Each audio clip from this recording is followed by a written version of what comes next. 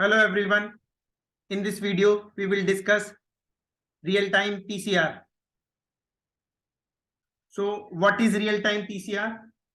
Real-time PCR is a type of a PCR technique polymerase chain reaction. So we defined real-time PCR as a technique used to quantify the nucleic acid present in a sample during the PCR reaction is known as real-time PCR or qPCR. In other words, we can say a molecular biology technique used to monitor the amplification of the target DNA or RNA sequence is referred to as real-time PCR or quantitative PCR. So it is a technique used to monitor the progress of a PCR reaction in real time. At the same time, a relatively small amount of PCR product can be quantified. It is based on the detection of the fluorescence produced by a reporter molecule, which increases as the reaction proceeds. It is also known as quantitative polymerase chain reaction or qPCR. qPCR is a powerful technique that allows exponentially amplification of DNA sequences. So, what is the principle of real-time PCR? The term real-time denotes that it can monitor the progress of the amplification when the process is going on, in contrast to the conventional PCR method, where analysis is possible only after the process is completed. The same principle of amplification is employed in real-time PCR, but instead of looking at the bands on a gel at the end of the reaction, the process is monitored in real time. The reaction is placed into a real-time PCR machine that watches the reaction occur with a detector. Usually, the chemistry behind the real-time monitoring relies on the use of fluorescent dyes. As the amplification progresses, the detector detects the amount of fluorescence emitted. This is the basic and global principle behind all type of real-time PCR. However, some platforms used labeled probe instead of the fluorescent dyes. So, what are the steps of real-time PCR? The working procedure can be divided into two steps: amplification and detection. As like the conventional PCR, there are the main three steps in real-time PCR: denaturation, annealing, and extension. Denaturation occurs at 94 or 95 degrees centigrade, where the double-stranded DNA is denatured and the two-strand DNA is generated, or DNA gets separated, as we discussed earlier in the PCR. The same steps will follow here in amplification. This single-stranded DNA is the site of annealing for the primer in the later step of the amplification. The annealing occurs at 50 to 70 degrees centigrade, in which the sequence-specific primer binds to the single-stranded DNA. You have to design the primers before you start the PCR or real-time PCR. Along with it, the fluorescent dye or the probe bind the DNA sequence too. As you can see in this picture, the cyber green and the probe, which is Techman probe here, and cyber green dye here, both bind with the primers in the annealing step. After annealing, extension occurs at 72 degrees centigrade, at which Taq DNA polymerase activated highest. In this step, Taq adds DNTPs to the growing strand. and this step, this one cycle repeated many times. Now detection. Detection is based on the fluorescent technology. The specimen is first kept in a proper well and subjected to the thermal cycle like in the normal PCR. The machine, however, in real-time PCR is subjected to tungsten or halogen source that lead to fluorescence. The marker added to the sample and the signal is amplified with the amplification of copy number of sample DNA.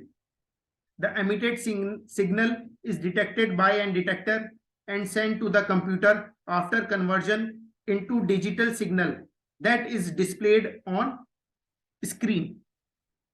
You can see these types of curve or graph in real-time PCR machine. The signal can be detected when it comes to the threshold level. So phases of real-time PCR. This is the picture of a graph. A standard qPCR amplification curve has three distinct phases. A baseline, this is the baseline, an exponential region, exponential phase, and the plateau, which indicates the amplification is reducing.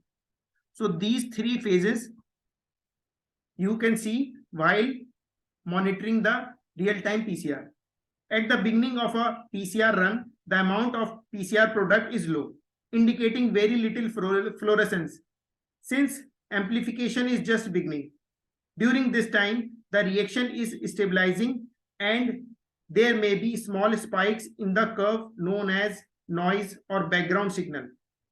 This place of the reaction usually occurs between cycle 0 to 15 and is known as the stationary baseline phase. The exponential phase, cycle 16 to 25 or maybe more, generally occurs once the PCR product begins to amplify, with the amount of doubling at each cycle. Amplification will ultimately plateau as the reaction components get used to up over the course of the PCR reaction. During this phase, the reaction will stabilize as no increase in product is detected. Once the reaction is completed, the accumulation of fluorescence that occur during the reaction is measured by a cycle threshold or threshold cycle, CT value. To determine result, the CT value is associated with the amount of PCR product in the reaction. The lower the CT value, the more PCR product is present. So fluorescence marker used in real-time PCR. There are many different markers used in real-time PCR, but most common of them are probe-based markers like Tachman probe and fluorescent dye-based markers like cybergreen. Or we can say there are two types of detecting methods are used in real-time PCR: probe-based method or fluorescent dye-based method. So probe-based detection method, the method used the single short sequence specific probe, which are of two types. In the probe-based detection method, two different types of single short sequence specific probe are utilized: a linear probe and molecular beacon. Sometimes scorpion probes are also used, but linear probe and molecular beacon are generally used. In this, we will discuss linear probe like Tachman probe. So linear probe are the Tachman probe, which relies on the activity of Taq DNA polymerase. The probe structurally consists of labeled short single standard sequence specific DNA molecule that are radio or fluorescent labeled. Here the probe is labeled with the fluorescent dye described as the reporter molecule situated at the 3' end. The other 5' end has the quencher, which is in close proximity to the reporter and quencher the fluorescence of the reporter dye. Now, in the probe-based method, not only the probe but Taqman DNA polymerase plays an important role. The Taq DNA polymerase used in the real-time PCR has 3' to 5' exonuclease activity, which removes the probe by extending the DNA. Once the probe dissociates, the reporter molecule emitted fluorescence light, because if the DNA is amplified, the reporter molecule is unquenched and release the fluorescence. The main advantage of the probe-based method is that we can use multiple probe for multiple template DNA sequence. This means we can amplify multiple template in a single reaction efficiently. Tamra and black hole quencher are two widely used quencher dye, while FEM is the most popular reporter dye. Second is fluorescent dye based method, or in this method we use cyber green. Let's discuss the example of cyber green. The DNA binding dye method is the best technique for real-time detection. The dye has its own fluorescence. Once the dye binds to the double-stranded DNA, the fluorescence emitted by the dye increase 100 to 1000 fold that the original signal. However, the original dye fluorescence is taken as the baseline for the detection. The method is rapid, quick, and cost effective. Cyber green method or fluorescent dye methods are cost effective method. That is why most of the research lab use fluorescent dye based method. Also, the chance of error in the experiment is less, and the reaction setup is simple and easy to use. The result of the experiment depend on the specificity of the primer used in the PCR reaction, because even though the primer remain bound non-specifically, the DNA binding dye binds to non-specific sequence and give the fluorescent signal. As the dye detect the double-stranded DNA to bind, even if the double-stranded DNA is non-specific, the dye binds to it. Therefore, the chance of non-specific detection is high in the cyber green based methods. The sensitivity of the experiment is limited. So what are the advantages of real-time PCR? Number one, method is cost effective. The conventional PCR method is more costly than qPCR due to the use of so many other chemicals and agarose gel electrophoresis. Second, it is time efficient. The average time consumed by PCR reaction along with the agarose gel electrophoresis and data interpretation is approximately 4 to 5 hours. Contrary, real-time PCR or qPCR gives result in ultra-fast time. The average detection of the qPCR reaction is around 30 to 40 minutes or up to 2 hours. More sensitivity and specificity. The quantitative real-time PCR method is more sensitive, specific, and efficient. Through the probe, primer are highly sequence specific. If any non-specific binding occurred, it is monitored immediately during the reaction. Next advantage is fewer template required. The overall required less amount of the template material. It requires 1000-fold less than template of DNA or RNA for the reaction to occur as compared with the conventional PCR. And next advantage is melting curve analysis.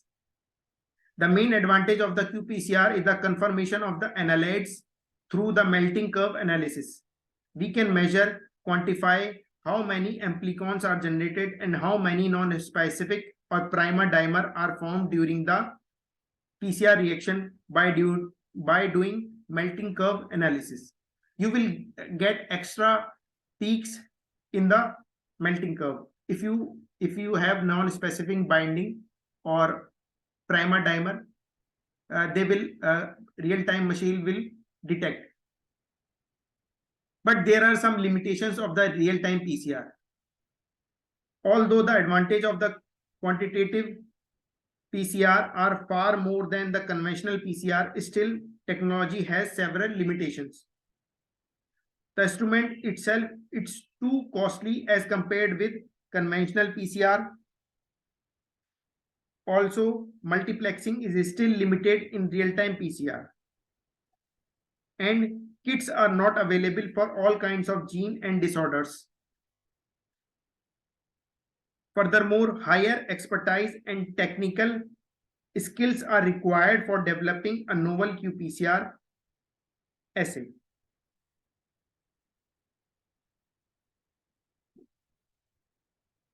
Next is applications of real-time PCR. There are numerous applications of qPCR in the lab.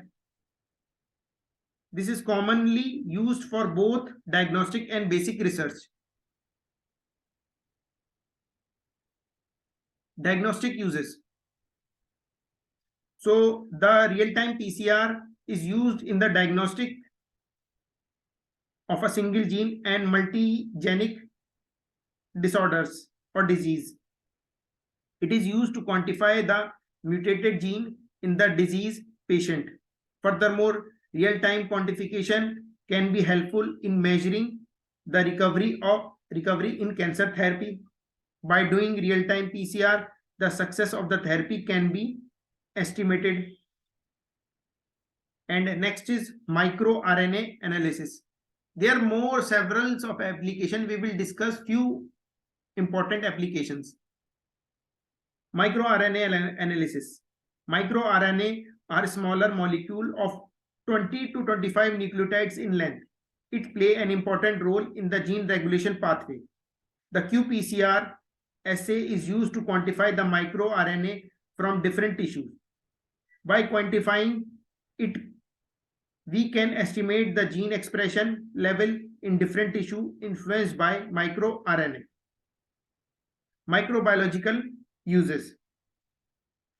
qPCR is also used by microbiologists working in the field of food safety, food spoilage and fermentation, and for microbial risk assessment of water quality and in public health protection. Next is application is detection of genetically modified organisms. qPCR using reverse transcription can be used to detect GMOs given its sensitivity and dynamic range in detecting DNA. Alternatives such as DNA or protein analysis are usually less sensitive. Specific primers are used that amplify not the transgene but the promoter, terminator, or even the intermediate sequence used during the process of engineering the vector. As the process of creating a transgenic plant normally leads to the insertion of more than one copy of transgene, its quality is also commonly accessed. This is often carried out by relative quantification using a control gene from the treated species that is only present as a single copy. Next important application is genotyping and quantification of pathogens. Microbial infections are the second most common reason for the worldwide mortality, and mobility. Unlike conventional PCR, RT-PCR can quantify the amount of infection and measure microbes present in the sample.